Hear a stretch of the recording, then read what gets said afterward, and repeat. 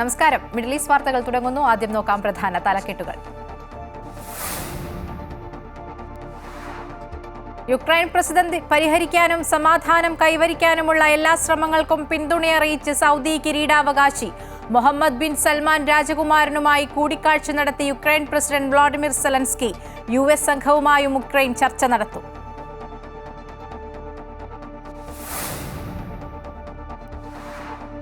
കുവൈറ്റിൽ ഡീസൽ വില ആഗോള വിപണി നിരക്കിൽ നിശ്ചയിക്കാൻ തത്വത്തിൽ അംഗീകാരം. സബ്സിഡി ഇല്ലാതാകും. തീരുമാനം സർക്കാരിന്റെ സാമ്പത്തിക പരിഷ്കരണ നടപടികളുടെ ഭാഗമായി.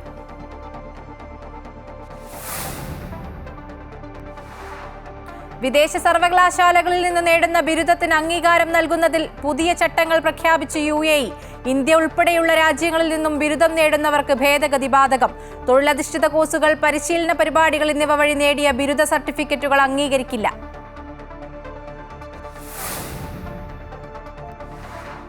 കുവൈറ്റിൽ വാണിജ്യ ഉൽപ്പന്നമോ വസ്തുവോ പരസ്യം ചെയ്യുന്നതിൽ പള്ളികൾ ഉപയോഗിക്കുന്നത് നിരോധിച്ച് ഇസ്ലാമിക കാര്യ മന്ത്രാലയം. ഇഫ്ത അതോറിറ്റി പുറപ്പെടുവിച്ച ഫത്വ പാലിക്കാൻ ഇമാമുമാർക്കും മുഅദ്ദീനുകൾക്കും നിർദ്ദേശം.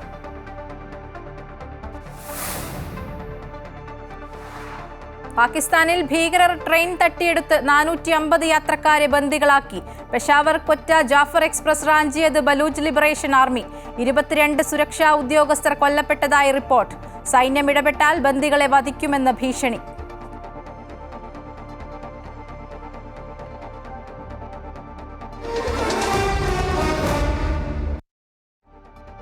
യുക്രൈൻ പ്രതിസന്ധി പരിഹരിക്കാനും സമാധാനം കൈവരിക്കാനുമുള്ള എല്ലാ അന്താരാഷ്ട്ര ശ്രമങ്ങൾക്കും സൗദി കിരീടാവകാശി മുഹമ്മദ് ബിൻ സൽമാൻ രാജകുമാരൻ സൗദി അറേബ്യയുടെ ശക്തമായ പിന്തുണ അറിയിച്ചു. ജിദ്ദ അൽസലാം കൊട്ടാരത്തിൽ യുക്രൈൻ പ്രസിഡന്റ് വ്ളാഡിമിർ സെലൻസ്കിയെ സ്വീകരിച്ചാണ് സൗദി അറേബ്യയുടെ ഉറച്ച പിന്തുണ കിരീടാവകാശി വ്യക്തമാക്കിയത്. റഷ്യ യുക്രൈൻ പ്രതിസന്ധിയുമായി ബന്ധപ്പെട്ട പുതിയ സംഭവവികാസങ്ങൾ സൗദി അറേബ്യയും ഉക്രൈനും ചർച്ച ചെയ്തു. ഉക്രൈൻ പ്രതിസന്ധി പരിഹരിക്കാൻ സൗദി അറേബ്യ നടത്തുന്ന ശ്രമങ്ങൾക്ക് പ്രസിഡന്റ് സെലൻസ്കി നന്ദിയും അഭിനന്ദനവും അറിയിച്ചു. 2022 ഫെബ്രുവരിയിൽ റഷ്യ ഉക്രൈൻ യുദ്ധം പൊട്ടിപ്പുറപ്പെട്ട ശേഷം 4ാം തവണയാണ് സെലൻസ്കി സൗദി അറേബ്യ സന്ദർശിക്കുന്നത്. കിരീടാവകാശിയുമായി നടത്തിയ ചർച്ചകൾക്ക് ശേഷം ഉക്രൈൻ പ്രസിഡന്റ് ജിദ്ദയിൽ നിന്ന് മടങ്ങി. ഉക്രൈൻ പ്രതിനിധി സംഘം ജിദ്ദയിലെത്തിയതിന് പിന്നാലെ അമേരിക്കൻ വിദേശകാര്യമന്ത്രി മാർക്കോ റൂബിയോയുടെ നേതൃത്വത്തിലുള്ള അമേരിക്കൻ പ്രതിനിധി സംഘവും സൗദിയിലെത്തി. സൗദി നേതാക്കളുമായി കൂടിക്കാഴ്ച നടത്തുമെന്നും ഉക്രൈൻ ഉദ്യോഗസ്ഥരുമായി ചർച്ച നടത്തുമെന്നും അമേരിക്കൻ വിദേശകാര്യ മന്ത്രാലയം പ്രസ്താവനയിലൂടെ അറിയിച്ചു. ഏതാനും ആഴ്ചകൾക്കുള്ളിൽ അമേരിക്കൻ പ്രസിഡന്റ് ഡൊണാൾഡ് ട്രംപും സൗദി സന്ദർശിക്കുമെന്നാണ് പ്രതീക്ഷിക്കുന്നത്. ഉക്രൈൻ പ്രസിഡന്റുമായി ചർച്ച നടത്തി വൈകാതെ മുഹമ്മദ് ബിൻ സൽമാൻ രാജകുമാരൻ അമേരിക്കൻ വിദേശമന്ത്രിയുമായി പ്രത്യേക ചർച്ച നടത്തി. സിറിയയിൽ സ്ഥിരതയുള്ള സർക്കാരിനെ പിന്തുണയ്ക്കാനുള്ള മാർഗങ്ങൾ, യമനിലെ ഹൂതി ഗ്രൂപ്പിൽ നിന്നുള്ള ഭീഷണികൾ, ഗാസ പുനർനിർമ്മാണം എന്നിവയെക്കുറിച്ച് മാർക്കോ റൂബിയോ സൗദി കിരീടാവകാശിയുമായി ചർച്ച നടത്തിയതായി അമേരിക്കൻ വിദേശകാര്യ മന്ത്രാലയം പ്രസ്താവനയിലൂടെ പറഞ്ഞു. ഉക്രൈൻ പ്രതിസന്ധിക്ക് പരിഹാരം കാണുന്നതിനെക്കുറിച്ച് മാർക്കോ റൂബിയോയുടെ നേതൃത്വത്തിലുള്ള ഉന്നതതല അമേരിക്കൻ സംഘം ഉക്രൈൻ പ്രസിഡന്റ് ഒഴികെയുള്ള ഉക്രൈൻ സംഘവുമായി ജിദ്ദയിൽ ചർച്ച തുടരുകയാണ്. ഉക്രൈൻ പ്രതിസന്ധി പരിഹരിക്കാൻ ശ്രമങ്ങൾ നടത്തുന്നതിനിടെ ഉക്രൈന് മാനുഷിക സഹായം നൽകാനും സൗദി അറേബ്യ മുന്നോട്ട് വന്നിട്ടുണ്ട്. ഉക്രൈന്റെ ഭാവിയിൽ ആത്മവിശ്വാസം പകരുന്ന വാക്കുകൾ കേൾക്കുന്നത് പ്രധാനമായിരുന്നുവെന്നും സെലൻസ്കി വ്യക്തമാക്കി. News desk Amrita TV. കുവൈറ്റിൽ സർക്കാരിന്റെ സാമ്പത്തിക പരിഷ്കരണ നടപടികളുടെ ഭാഗമായി ഡീസൽ വില ആഗോള വിപണി നിരക്കിൽ വില നിശ്ചയിക്കാൻ തത്വത്തിൽ അംഗീകാരം നൽകിയതായി പ്രാദേശിക ദിനപത്രം റിപ്പോർട്ട് ചെയ്യുന്നു. ഇതോടെ ഇപ്പോൾ ലഭിച്ചുകൊണ്ടിരിക്കുന്ന സബ്സിഡി ഇല്ലാതാകും. നിലവിൽ കമ്പനികൾക്ക് 115 ഫിൽസും വ്യക്തിഗത ഉപഭോക്താക്കൾക്ക് 55 ഫിൽസുമാണ് 1 ലിറ്റർ ഡീസലിന്റെ വില. ഡീസൽ വിപണിയിലെ മൊത്തം വിൽപ്പനയുടെ 60% വാങ്ങുന്നത് വ്യക്തിഗത ഉപഭോക്താക്കളാണ്. ഇതിന്റെ അടിസ്ഥാനത്തിൽ മറ്റു രാജ്യങ്ങളിലെ പെട്രോളിയം ഉൽപ്പന്ന വിലകളുടെ അടിസ്ഥാനത്തിൽ ഡീസൽ വില പുനർനിർണ്ണയിക്കും. കുവൈറ്റ് പെട്രോളിയം കോർപ്പറേഷനുമായി സഹകരിച്ച് ഡീസലിന്റെ ഉൽപാദന ചെലവ് വിലയിരുത്തിയ ശേഷം ഒരു വില നിർണ്ണയ മാർഗരേഖ രൂപീകരിക്കാനും ഇതോടൊപ്പം രാജ്യത്തെ ഇന്ധനവില നിർണ്ണയ സമിതി ഓരോ 3 മാസം കൂടുമ്പോഴും വില അവലോകന യോഗം ചേരുവാനും തീരുമാനമായി. ഡീസൽ വില വർധനവ് ഉപഭോക്താക്കളിൽ ആശങ്കയുണ്ടാക്കിയേക്കാമെങ്കിലും ഡീസൽ കള്ളക്കടത്ത് ഒരു പരിധിവരെ തടയുവാൻ സാധിക്കുമെന്നാണ് അധികൃതർ കരുതുന്നത്. നിലവിലുള്ള എല്ലാ സബ്സിഡികളും തരംതിരിച്ച് അവലോകനം ചെയ്യുമെന്നും വരും ദിവസങ്ങളിൽ ഇതുമായി ബന്ധപ്പെട്ട നിർണായക തീരുമാനങ്ങൾ ഉണ്ടാകുമെന്നും റിപ്പോർട്ടുകൾ സൂചിപ്പിക്കുന്നു. Amrita news, Kuwait. വിദേശ സർവകലാശാലകളിൽ നിന്ന് നേടുന്ന ബിരുദത്തിന് അംഗീകാരം നൽകുന്നതിൽ പുതിയ ചട്ടങ്ങൾ പ്രഖ്യാപിച്ചു UAE. ഉന്നത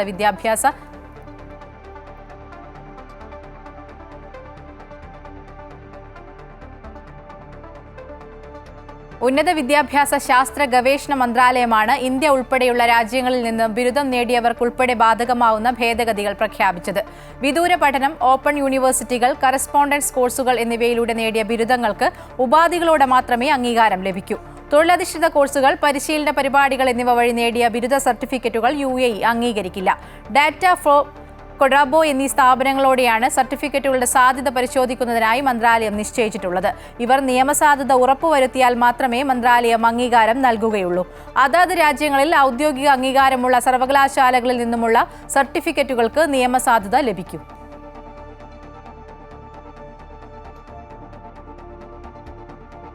കുവൈറ്റിൽ ഏതെങ്കിലും ഒരു ഉൽപ്പന്നമോ വാണിജ്യ വസ്തുവോ പരസ്യം ചെയ്യുന്നതിന് പള്ളികൾ ഉപയോഗിക്കുന്നത് ഇസ്ലാമിക കാര്യ മന്ത്രാലയം നിരോധിച്ചു. മന്ത്രാലയത്തിന്റെ ഇഫ്ത അതോറിറ്റി പുറപ്പെടുവിച്ച ഫത്വ പാലിക്കാനാണ് ഇമാമുമാരോടും മുഅദ്ദിനുകളോടും ആവശ്യപ്പെട്ടിട്ടുള്ളത്. ഇഫ്ത ശരീഅത്ത് ഗവേഷണ വിഭാഗത്തിന് കീഴിലുള്ള ഇഫ്ത അതോറിറ്റിയുടെ പൊതുകാര്യ സമിതി പുറപ്പെടുവിച്ച ഫത്വ പാലിക്കേണ്ടതിന്റെ പ്രാധാന്യം മന്ത്രാലയത്തിലെ പള്ളികളുടെ വിഭാഗം ആവർത്തിച്ചു. ലാഭം ലക്ഷ്യമിട്ടുള്ള സ്ഥാപനങ്ങൾ പള്ളികളിൽ സൗജന്യ സേവനം വാഗ്ദാനം ചെയ്യുന്ന രീതിയെക്കുറിച്ചുള്ള ഒരു ചോദ്യത്തിന് മറുപടിയായാണ് ഫത്വ പുറപ്പെടുവിച്ചത്. പള്ളികൾ സ്ഥാപിച്ചതിന്റെ പവിത്രമായ ലക്ഷ്യത്തിന് വിരുദ്ധമായതിനാൽ ഏതെങ്കിലും ഉൽപ്പന്നമോ വാണിജ്യ വസ്തുവോ പരസ്യം ചെയ്യുന്നതിനുള്ള വേദിയായി പള്ളികൾ ഉപയോഗിക്കരുതെന്ന് ഫത്വയിൽ വ്യക്തമായി പറയുന്നു. റമദാൻ മാസമാണ്. പള്ളികളിൽ നിന്നും ഉയരുന്ന ബാങ്ക് വിളികൾ കൊണ്ട് മുഖരിതമാണ് ഗൾഫ് നാടുകൾ. എല്ലാ ദിവസവും വൈകുന്നേരങ്ങളിൽ പ്രാർത്ഥനാ സമയം അറിയിച്ച് ഒരു കുഞ്ഞു ശബ്ദത്തിൽ ബാങ്ക് വിളി മുഴങ്ങുന്നുണ്ട് ദുബായിലെ സബീൽ കൊട്ടാരത്തിനടുത്തുള്ള പള്ളിയിൽ. വശ്യസുന്ദരമായ ആ ശബ്ദത്തിന്റെ ഉടമയായ കൊച്ചുമിടുക്കനെ സബീൽ പാലസിൽ വിളിച്ചുവരുത്തി അനുമോദനമറിയിച്ചു ദുബായ് ഭരണകർത്താക്കൾ. അല്ലാഹു അക്ബർ, നഹ്യാൻ അബ്ദുള്ള അബു ഖദ്ര അൽ ഫലാസി. ഈ കൊച്ചുമിടുക്കൻ സമൂഹ മാധ്യമങ്ങളിൽ താരമാണിന്ന്. ദുബായ് സബീൽ കൊട്ടാരത്തിനടുത്തുള്ള പള്ളിയിൽ നിന്നും മഗ്രിബ് നമസ്കാരത്തിനുള്ള ബാങ്ക് വിളിക്കുന്നത് ഈ കുഞ്ഞാണ്. വശ്യസുന്ദരമായ ശബ്ദത്തിൽ മുഴങ്ങുന്ന ബാങ്ക് വിളി. അശ്ഹദു അല്ലാ ഇലാഹ ഇല്ലല്ലാഹ്. UAE വൈസ് പ്രസിഡന്റും പ്രധാനമന്ത്രിയും ദുബായ് ഭരണാധികാരിയുമായ Sheikh Mohammed bin Rashid Al മക്തൂമും ദുബായ് കിരീടാവകാശിയും ഉപപ്രധാനമന്ത്രിയും പ്രതിരോധ മന്ത്രിയും ദുബായ് എക്സിക്യൂട്ടീവ് കൗൺസിൽ ചെയർമാനുമായ Sheikh Hamdan bin Mohammed bin Rashid Al മക്തൂമും നഹ്യാൻ അബ്ദുള്ളയെ കൊട്ടാരത്തിലേക്ക് ക്ഷണിച്ച് ആശംസകൾ അറിയിച്ചു. നഹ്യാൻ ബാങ്ക് വിളിക്കുന്ന വീഡിയോ സമൂഹ മാധ്യമങ്ങളിൽ വൈറലാണ് ഇപ്പോൾ. 6-നും 21-നും ഇടയിൽ പ്രായമുള്ളവരിൽ നിന്നും സുന്ദരമായി ബാങ്ക് വിളിക്കുന്നവരെ കണ്ടെത്തി പ്രോത്സാഹിപ്പിക്കുന്ന പുതുതലമുറയിൽ ഇസ്ലാമിക മൂല്യങ്ങളും സാമൂഹ്യ ബോധവും വളർത്തിയെടുക്കാനുള്ള മുഅസിൻ അൽ ഫ്രീജ് എന്ന സംരംഭത്തിന്റെ ഭാഗമാണ് നഹ്യാൻ അബ്ദുള്ള എന്ന കൊച്ചുമിടുക്കൻ. പള്ളികളുമായി പുതുതലമുറയെ ചേർത്ത് നിർത്തുക എന്നതും ഈ സംരംഭത്തിന്റെ ലക്ഷ്യമാണ്. നഹ്യാന്റെ ബാങ്ക് വിളി കേൾക്കാനായി മാത്രം സബീൽ കൊട്ടാര പരിസരത്തെ പള്ളിയിൽ എത്തുന്നവരുണ്ട് ഇപ്പോൾ. കൊച്ചു നഹ്യാന്റെ സബീൽ കൊട്ടാര സന്ദർശന ചിത്രങ്ങളും വൈറലാണിപ്പോൾ. ദുബായ് മീഡിയ ഓഫീസാണ് ചിത്രങ്ങൾ പുറത്തുവിട്ടത്. അല്ലാഹു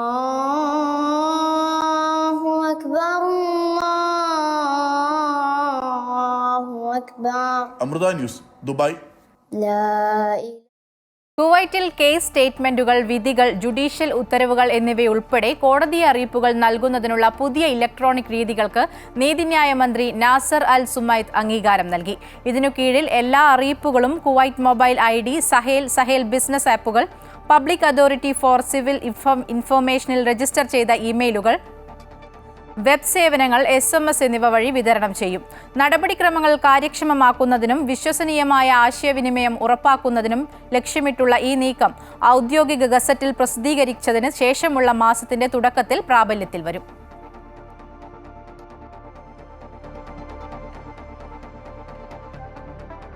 കുവൈറ്റിലെ നിയമപ്രകാരം ക്രിമിനൽ കുറ്റമായ ഭിക്ഷാടനത്തിൽ ഏർപ്പെടുന്ന വ്യക്തികളെക്കുറിച്ച് റിപ്പോർട്ട് ചെയ്യുന്നതിനായി പൊതുജനങ്ങൾക്ക് ആഭ്യന്തര മന്ത്രാലയം 3 ഫോൺ നമ്പറുകൾ നൽകി.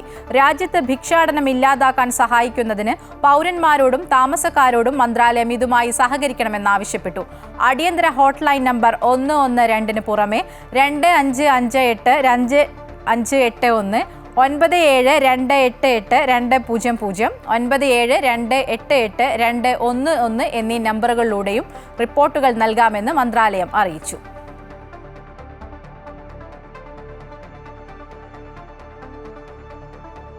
Indian Overseas Congress Mecca central committee സംഘടിപ്പിച്ച ഗ്രാൻഡ് ഇഫ്താർ മുലാഖാത്ത് മക്കയിലെ വിവിധ തുറകളിലുള്ള ഇന്ത്യക്കാരായ പ്രവാസികളുടെയും കുടുംബങ്ങളുടെയും മറ്റ് മതരാഷ്ട്രീയ സാംസ്കാരിക രംഗത്തെ പ്രമുഖരുടെയും സാന്നിധ്യത്താൽ ഗംഭീരമായി.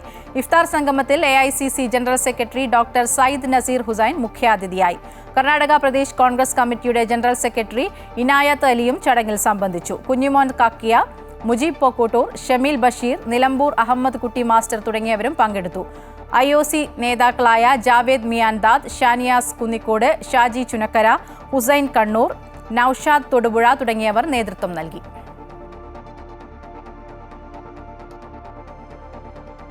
ദുബായ് കെയേഴ്സ് ആഗോളതലത്തിൽ നടപ്പാക്കുന്ന വിദ്യാഭ്യാസ പ്രവർത്തനങ്ങൾക്ക് കൈത്താങ്ങുമായി ലുലു ഗ്രൂപ്പ്.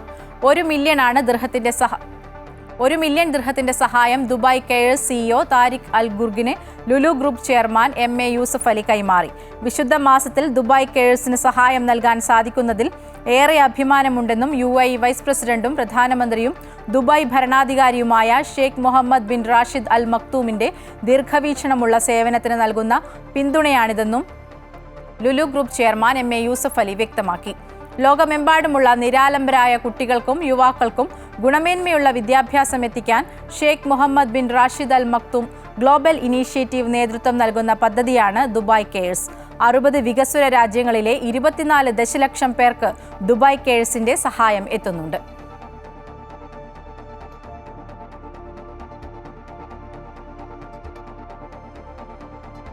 പാകിസ്ഥാനിൽ ഭീകരർ ട്രെയിൻ റാഞ്ചി 450 യാത്രക്കാരെ ബന്ദികളാക്കി. 22 സുരക്ഷാ ഉദ്യോഗസ്ഥരെ കൊലപ്പെടുത്തിയതായാണ് റിപ്പോർട്ട്. ബലൂച്ച് ലിബറേഷൻ ആർമിയാണ് ട്രെയിൻ റാഞ്ചിയത്. പാകിസ്ഥാനിലെ ബലൂചിസ്ഥാൻ പ്രവിശ്യയിലാണ് ബലൂച്ച് ലിബറേഷൻ ആർമി ട്രെയിൻ തട്ടിയെടുത്തത്. ക്വറ്റയിൽ നിന്നും പെഷവാറിലേക്ക് പോയ ജാഫർ എക്സ്പ്രസ് ആണ് റാഞ്ചിയത്. ഒരു തുരങ്കത്തിനടുത്ത് വെച്ച് ആയുധധാരികളായവർ ട്രെയിൻ തടഞ്ഞ് ലോക്കോ പൈലറ്റിനെ ആക്രമിക്കുകയായിരുന്നു. ട്രെയിനിന് നേരെ ഒട്ടേറെ തവണ വെടിവെച്ചതായും പാളത്തിൽ ബോംബ് വെച്ചതായും റിപ്പോർട്ടുണ്ട്. ട്രെയിൻ തട്ടിയെടുത്തത് സങ്കീർണമായ ഭൂപ്രദേശത്തായതിനാൽ ബന്ദികളെ മോചിപ്പിക്കുന്നത് വെല്ലുവിളി നിറഞ്ഞതാണെന്ന് സൈന്യം അറിയിച്ചു. ബന്ദികൾക്ക് അടിയന്തര സേവനങ്ങൾ എത്തിക്കാനുള്ള ശ്രമത്തിലാണ് അധികൃതർ.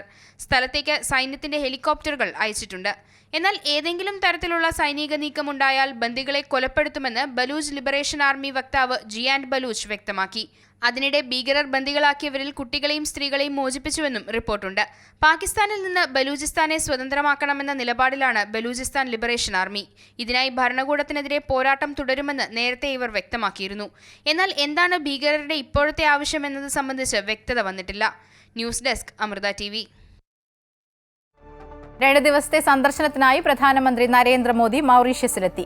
നാളെ നടക്കുന്ന മൗറീഷ്യസിന്റെ 57ാം ദേശീയ ദിനാഘോഷത്തിൽ നരേന്ദ്രമോദി മുഖ്യാതിഥിയാകും. അമേരിക്കൻ പ്രസിഡന്റ് ഡൊണാൾഡ് ട്രംപിന്റെ നടപടികൾ ആഗോളതലത്തിൽ വലിയ ചലനം സൃഷ്ടിക്കുമ്പോഴാണ് മോദിയുടെ സന്ദർശനം. ഇരു രാജ്യങ്ങളും തമ്മിൽ നിർണായക വിഷയങ്ങളിൽ ചർച്ച നടക്കുമെന്നാണ് വിവരം. മൗറീഷ്യസ് തലസ്ഥാനത്ത് ഊഷ്മളമായ സ്വീകരണമാണ് മോദിക്ക് ലഭിച്ചത്. തന്റെ സന്ദർശനം മൗറീഷ്യസുമായുള്ള സൗഹൃദത്തിന്റെ അടിത്തറയെ കൂടുതൽ ശക്തിപ്പെടുത്തുമെന്നും പുതിയ അധ്യായം തുറക്കുമെന്നാണ് മോദി യാത്രയ്ക്ക് മുമ്പ് എക്സിൽ കുറിച്ചത്.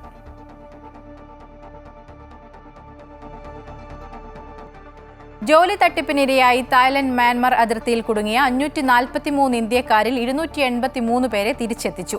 മ്യാൻമറിലെയും തായ്ലൻഡിലെയും എംബസികളുടെ ഇടപെടലോടെ വ്യോമസേനാ വിമാനത്തിലാണ് ഇവരെ തിരികെ എത്തിച്ചത്. സംഘത്തിൽ ഒരു വനിതയടക്കം 8 മലയാളികളുണ്ടെന്നാണ് സൂചന. ജോലി വാഗ്ദാനം നൽകി പൗരന്മാരെ തായ്ലൻഡ്, കംബോഡിയ, ലാവോസ്, മ്യാൻമാർ എന്നിവിടങ്ങളിലെ സൈബർ തട്ടിപ്പിൽ ഉൾപ്പെട്ട കോൾ സെന്ററുകളിലേക്ക് കൈമാറുകയായിരുന്നു. ടെലഗ്രാം, ഫേസ്ബുക്ക് ഉൾപ്പെടെയുള്ള സാമൂഹ്യ മാധ്യമങ്ങളിലെത്തുന്ന ജോലി സംബന്ധമായ പരസ്യങ്ങളിൽ ആകർഷിക്കപ്പെടുന്നവരാണ് തട്ടിപ്പിനിരയാകുന്നത്. മികച്ച വാഗ്ദാനങ്ങൾ നൽകി ആദ്യം ബാങ്കോക്കിലേക്കാണ് ഇവരെ ഏജൻസികൾ എത്തിക്കുക. പിന്നീട് മ്യാൻമാർ അതിർത്തി കടത്തും. തായ്ലൻഡിലെ മേസോട്ടിൽ നിന്നാണ് മ്യാൻമാറിലേക്ക് കടത്തുന്നത്. സൈബർ തട്ടിപ്പ് ജോലിക്കായാണ് മിക്കവരെയും ഇവിടെയും എത്തിക്കുന്നത്. ജോലി ചെയ്യാൻ തയ്യാറായില്ലെങ്കിൽ പലർക്കും കൊടിയ മർദ്ദനം ഏൽക്കേണ്ടി വരും. ഇങ്ങനെ തട്ടിപ്പിൽപ്പെട്ട ഇന്ത്യക്കാർ ഉൾപ്പെടെയുള്ള 7000-ഓളം പേരെ വിവിധ രാജ്യങ്ങളുടെ സമ്മർദ്ദത്തെ തുടർന്ന് രക്ഷപ്പെടുത്തുകയായിരുന്നു. മ്യാൻമറിലെയും തായ്ലൻഡിലെയും ഇന്ത്യൻ അധികൃതർ പ്രാദേശിക ഭരണകൂടത്തിന്റെ സഹായത്തോടെയാണ് ഇവരെ നാട്ടിലെത്തിക്കാനുള്ള ദൗത്യം നടക്കുന്നത്. ബാക്കിയുള്ള പൗരന്മാരെ നാളെ തിരികെ കൊണ്ടുവരും. തൊഴിലിന്റെ പേരിൽ മനുഷ്യക്കടത്ത് വർദ്ധിച്ചു വരുന്ന പ്രവണത നിലനിൽക്കുന്നതിനാൽ വ്യാജ ഏജൻസികൾക്കെതിരെ ജാഗ്രത പുലർത്തണമെന്ന് വിദേശകാര്യ മന്ത്രാലയം അറിയിച്ചു. ജോലി വാഗ്ദാനം സ്വീകരിക്കുന്നതിന് മുൻപായി റിക്രൂട്ടിംഗ് ഏജന്റിന്റെയും കമ്പനികളുടെയും വിശ്വാസ്യത ഉറപ്പുവരുത്തണമെന്നും വിദേശകാര്യ മന്ത്രാലയം പ്രസ്താവനയിൽ പറഞ്ഞു. News desk Amrita news. ASHA വർക്കർമാരുടെ വേതനം കൂട്ടുമെന്ന് കേന്ദ്രമന്ത്രി JP നദ്ദ. കേരളത്തിനുള്ള വിഹിതത്തിൽ വീഴ്ച വരുത്തിയിട്ടില്ല. പണം വിയോഗിച്ചതിന്റെ കണക്ക് കേരളം നൽകിയിട്ടില്ലെന്നും രാജ്യസഭയിൽ മന്ത്രി പറഞ്ഞു. രാജ്യസഭാ MP സന്തോഷ് കുമാറിന്റെ ചോദ്യത്തിനായിരുന്നു മന്ത്രിയുടെ മറുപടി. फ्लेक्सी पूल के तहत हम लोगों को जोड़ रहे हैं. नर्सिंग स्टाफ के लिए भी हम लोगों ने इसी तरीके से किया है. मैन पावर का रिक्रूटमेंट तो स्टेट का विषय है. രാജ്യത്ത് ഏറ്റവും അധികം വേതനം കൈപ്പറ്റുന്നത് സംസ്ഥാനത്തുള്ള ആശാ വർക്കർമാരാണെന്നുള്ള കേരളത്തിന്റെ അവകാശവാദം തെറ്റാണെന്ന് തെളിയിക്കുന്ന രേഖ പുറത്തുവിട്ട് കേന്ദ്രം. ആശാ വർക്കർമാർക്ക് ഏറ്റവും കൂടുതൽ ആനുകൂല്യമുള്ള സംസ്ഥാനം സിക്കിമാണെന്ന് കേന്ദ്ര കുടുംബ ആരോഗ്യക്ഷേമ വകുപ്പ് സഹമന്ത്രി പ്രതാപ് റാവു ജാദവ് അറിയിച്ചു. ആശാ വർക്കർമാരുമായി ബന്ധപ്പെട്ട വിഷയത്തിൽ അഡ്വക്കേറ്റ് ഹാരിസ് ബീരാൻ പാർലമെന്റിൽ ഉന്നയിച്ച ചോദ്യങ്ങൾക്ക് രാജ്യസഭയിലാണ് മന്ത്രി രേഖാമൂലമുള്ള മറുപടി നൽകിയത്.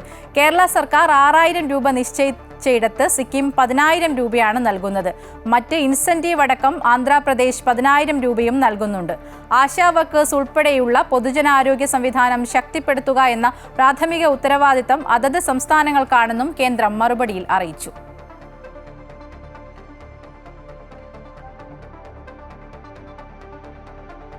ഓണറേറിയം വർധനവ് ഉൾപ്പെടെ ആവശ്യപ്പെട്ട് സെക്രട്ടേറിയറ്റിന് മുന്നിൽ ആശാ വർക്കർമാർ രാപ്പകൽ സമരം തുടങ്ങിയിട്ട് 1 മാസമായി.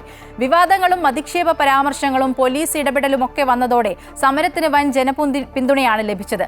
മാസം 1 കഴിഞ്ഞിട്ടും സർക്കാർ ഇടപെടാതെ വന്നതോടെ 2ാം ഘട്ടത്തിലേക്ക് കടക്കുകയാണ് ആശമാരുടെ സമരം.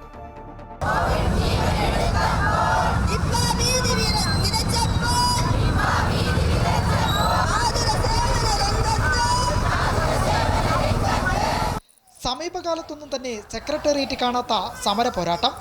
അർഹതപ്പെട്ട അവകാശങ്ങൾ നേടിയെടുക്കാനുള്ള ആശമാരുടെ പോരാട്ടം അത്ര നിസ്സാരമല്ലെന്ന് പിന്നീട് കേരളം തിരിച്ചറിഞ്ഞ നാളുകൾ.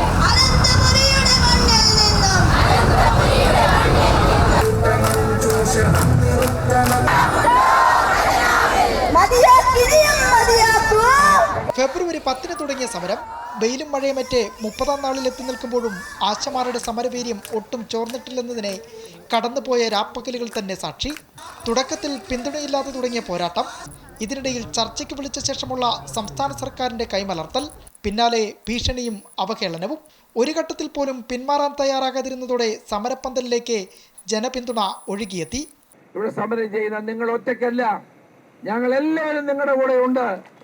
ഐക്യദാർഢ്യവുമായി കോൺഗ്രസും BJPയും കൂടി എത്തിയതോടെ ആശമാരുടെ സമരത്തിന്റെ ചൂട് കേരളം കണ്ടു.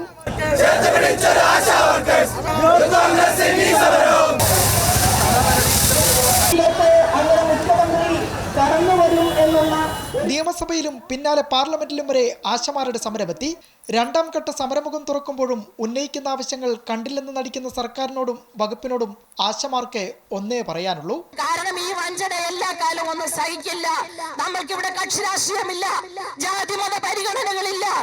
ഈ മാസം 17 നടക്കുന്ന സെക്രട്ടേറിയറ്റ് ഉപരോധത്തിൽ സംസ്ഥാനത്തെ ഭൂരിഭാഗം ആശാപ്രവർത്തകരെയും എത്തിക്കാനാണ് നീക്കം.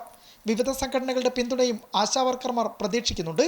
KB Shyamaprasad, Amrita news, Thiruvananthapuram. വയനാട് പുനരധിവാസത്തിന്റെ ഭാഗമായി ടൗൺഷിപ്പിന് മാർച്ച് 27 തറക്കല്ലിടുമെന്ന് സർക്കാർ നിയമസഭയിൽ. വയനാടിന്റെ കാര്യത്തിൽ കേന്ദ്രം കേരളത്തോട് കാട്ടുന്നത് കടുത്ത ദ്രോഹമെന്ന് ഭരണ പ്രതിപക്ഷം സഭയിൽ ഒരുപോലെ നിലപാടെടുത്തു. രാഷ്ട്രീയം മറന്ന് ഒറ്റക്കെട്ടായി കേരള മോഡൽ നടപ്പാക്കുമെന്ന് റവന്യൂ മന്ത്രി പറഞ്ഞു. അതേസമയം പുനരധിവാസത്തിന്റെ കാര്യത്തിൽ സംസ്ഥാന സർക്കാരിന്റെ അലംഭാവവും അനാസ്ഥയും പ്രതിപക്ഷവും ഉയർത്തിക്കാട്ടി. വയനാട്ടിൽ ദുരന്തമുണ്ടായി 8 മാസം പിന്നിട്ടിട്ടും പുനരധിവാസം എങ്ങുമെത്താത്തത് സർക്കാരിന്റെ തികഞ്ഞ അനാസ്ഥയെന്ന് കാട്ടി പ്രതിപക്ഷത്തു നിന്ന് സിദ്ദിഖാണ് അടിയന്തര പ്രമേയത്തിന് നോട്ടീസ് നൽകിയത്. ഭൂമി ഏറ്റെടുക്കുന്നതിനോ അർഹരുടെ പട്ടിക തയ്യാറാക്കുന്നതിനോ ചികിത്സാ സഹായം കാര്യക്ഷമമായി നടപ്പാക്കുന്നതിനോ മാസങ്ങൾ ഇത്ര പിന്നിട്ടിട്ടും സർക്കാരിന് കഴിയുന്നില്ല. സ്പോൺസർമാരെ വിനിയോഗിക്കുന്നതിനും വീഴ്ച പറ്റിയെന്ന് പ്രതിപക്ഷം ചൂണ്ടിക്കാട്ടി. സർ, ഇത്രയും പേർക്ക് ദുരന്തമുണ്ടായിട്ട് അവർക്കൊരു ചികിത്സ കൊടുക്കാൻ പോലും ഉള്ള സൗകര്യം സർക്കാർ ചെയ്തു കൊടുത്തിട്ടില്ല എന്ന് പറഞ്ഞാൽ അത് ഗുരുതരമായ തെറ്റാണ് സർ. വയനാടിന്റെ കാര്യത്തിൽ രാഷ്ട്രീയം മറന്ന് എല്ലാവരും ഒറ്റക്കെട്ടായി നിന്ന് കേരള മോഡൽ നടപ്പാക്കുമെന്ന് റവന്യൂ മന്ത്രി വ്യക്തമാക്കി. ഈ മാസം 27-ന് ടൗൺഷിപ്പിന്റെ തറക്കല്ലിടൽ മുഖ്യമന്ത്രി നിർവഹിക്കുമെന്ന് സഭയിൽ പ്രഖ്യാപനം. നമ്മൾ ഒരുമിച്ച് കൂടി ആലോചിക്കും. ഞങ്ങൾ നിങ്ങളുമില്ല, നമ്മൾ ഒരുമിച്ചാണ് ഈ കാര്യത്തിൽ. നമുക്ക് പല അഭിപ്രായ വ്യത്യാസങ്ങളും രാഷ്ട്രീയമായിട്ടുണ്ടാകും, പക്ഷേ ചൂരൽമലയിൽ നമുക്ക് അഭിപ്രായ വ്യത്യാസങ്ങളില്ല.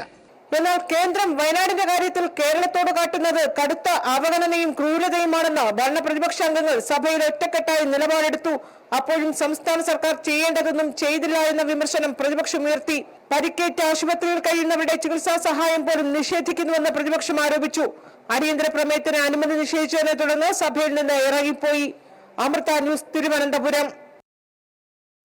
പരസ്യ പ്രതിഷേധത്തിനൊടുവിൽ പാർട്ടിക്ക് വഴങ്ങി മുതിർന്ന CPM നേതാവ് A. പത്മകുമാർ. പാർട്ടിക്കാരൻ എന്ന നിലയിൽ പരസ്യ പ്രതികരണം പാടില്ലായിരുന്നുവെന്ന് പത്മകുമാർ കുറ്റസമ്മതം നടത്തി. പാർട്ടി എടുക്കുന്ന ഏത് തീരുമാനവും അംഗീകരിക്കുമെന്നും പത്മകുമാർ പറഞ്ഞു. പരീക്ഷയ്ക്ക് വരുമെന്ന് ഉറപ്പുള്ള ചോദ്യങ്ങളും ഉത്തരങ്ങളും നൽകുമെന്ന വാഗ്ദാനവുമായി വീണ്ടും MS സൊല്യൂഷൻസ്. SLC സയൻസ് വിഷയങ്ങളിൽ ഉറപ്പുള്ള ചോദ്യങ്ങളും ഉത്തരങ്ങളും വാട്സാപ്പ് വഴി PDF ഫയലായി നൽകുമെന്നാണ് വാഗ്ദാനം. 199 രൂപയ്ക്ക് സയൻസ് വിഷയങ്ങളിൽ A+ എന്ന തലക്കെട്ടോടെയാണ് പരസ്യം. ചോദ്യപേപ്പർ ചോർച്ചാ കേസിൽ MS സൊല്യൂഷൻസ് CEO മുഹമ്മദ് ഷുഹൈബുമായി തെളിവെടുപ്പ് നടക്കുന്നതിനിടയിലാണ് സംഭവം.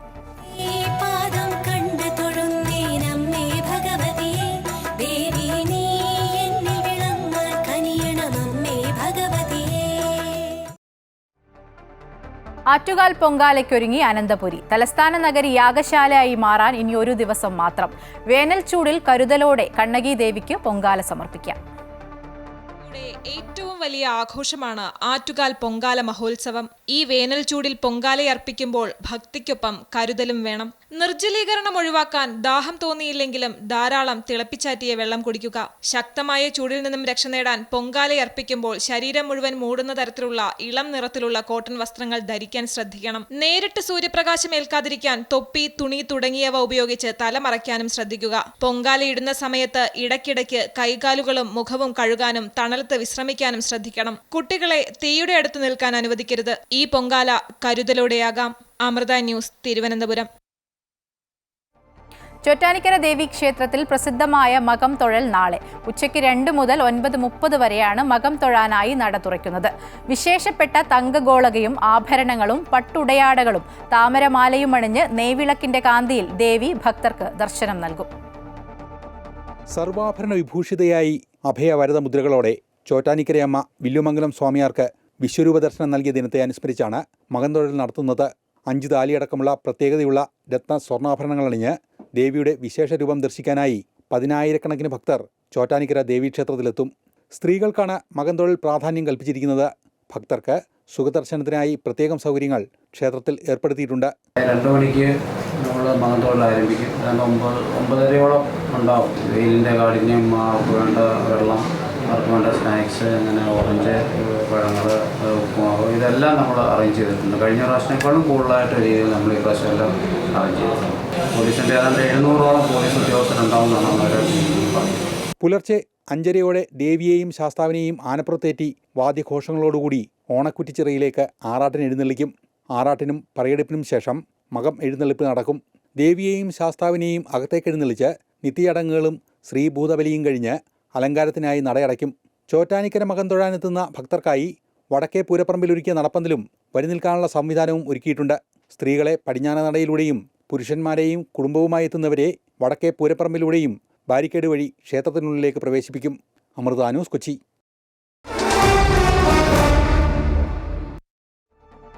ഫ്രഞ്ച് മിഡ്ഫീൽഡർ പോൾ പൊഗ്ബയുടെ വിലക്ക് അവസാനിച്ചു. ഉത്തേജക മരുന്ന് പരിശോധനയിൽ കുടുങ്ങിയ താരത്തിന് 4 വർഷത്തെ വിലക്കാണ് ഏർപ്പെടുത്തിയിരുന്നത്. നിയമ പോരാട്ടത്തിനൊടുവിൽ വിലക്ക് 18 മാസമാക്കി ചുരുക്കുകയായിരുന്നു. എന്നാൽ കളത്തിൽ നിന്ന് ഏറെ നാൾ മാറി നിന്നത് പൊഗ്ബയുടെ മടങ്ങിവരവ് വൈകിക്കാൻ ഇടയാക്കും. യൂറോപ്യൻ ടീമുകളോ A ടീമുകളോ പരിഗണിക്കാൻ സാധ്യതയില്ല. അങ്ങനെയെങ്കിൽ സൗദിയിലേക്കോ അമേരിക്കയിലേക്കോ താരം ചേക്കേറിയേക്കും. കഴിഞ്ഞ വർഷം നവംബറിൽ യുവന്റസ് പൊഗ്ബയുടെ കരാർ റദ്ദാക്കിയിരുന്നു.